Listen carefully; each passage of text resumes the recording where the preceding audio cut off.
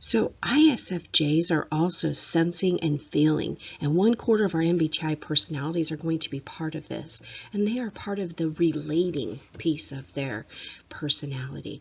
They are someone who is service-minded. They like to help people in very practical ways. They're unselfish, kind, and understanding, and we're really going to be able to pick up a sense of that as we see some of these careers. ISFJ is very quiet, friendly, responsible, and conscientious. They're committed and steady in meeting their obligations. They're thorough, painstaking, accurate, loyal, considerate. So remember these things about them. And what's really interesting is that they will remember very specific details about people who are important to them. They're concerned all the time about how other people feel, and they're going to work really hard to make sure that there is always a very orderly, harmonious environment. They're peacemakers. They need harmony in order to really work well. You can see that 13.8% of the total population is an ISFJ, so that's a pretty high percentage point. And here are some great strengths of the ISFJs. They have an ability to get things organized. They preserve what works. So what they're going to do is they'll walk into an organization or a situation and see what works and doesn't work, and they're going to actually say, since this works, let's just leave it alone. They build a consensus. That means that they have an ability to help people to understand and to really work together. They set up effective procedures, and even though they are introverts, they have some great people skills because they really are help-oriented. ISFJs are sympathetic, loyal, considerate, and even kind, and they're going to go to any amount of trouble to help anyone who needs it. They exude compassion. They enjoy providing behind-the-scenes support and encouragement.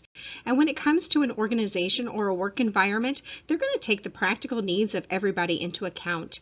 They use follow-through skills, and they're able to carry out all of the organizational goals. They're very patient, even painstakingly patient at times, and they are very responsible when it comes to details and routine. They are more willing to serve others than most other types of personalities, and they always have the right things at the right time. Their leadership style tends to be reluctant. Reluctant because when they're first given the leadership position, they will generally push it aside and say no thank you, but they're going to step in when they're needed.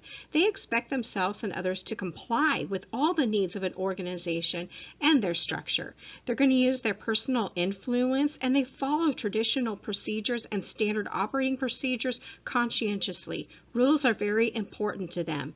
They also have a very good eye for detail, especially in order to reach results. Their problem-solving approach is that they want to be grounded thoroughly in the facts, and especially those that apply to people and values. However, at times they may need to step back and consider what is logical and search for more possibilities and meetings for the best results.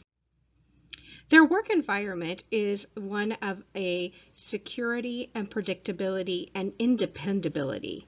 They like to be able to be independent. They are conscientious, and they always are working on tasks, generally those that are very well structured. They are organized, calm, quiet, and they need that privacy. They require a thorough approach with follow-through. They're personal, they're kind, and they're considerate, and they offer a service orientation to all work environments. So first, let's look at dominant sensing and inferior intuition. That means that these are applicable to the following personality types: ISTJ, ISFJ, ESTP, and ESFP. So these personality types are more likely to recognize pertinent facts, apply experience to their problems, notice what needs attention almost immediately. They keep track of essential items, and they handle problems with realism. Under stress, these types are going to become caught in a rut. They may tend to consistently rehash the same details.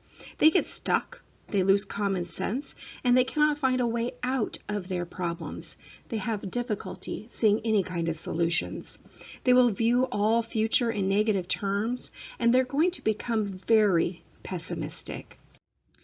The personality type ISFJ tends to have a few potential downfalls when it comes to organizations.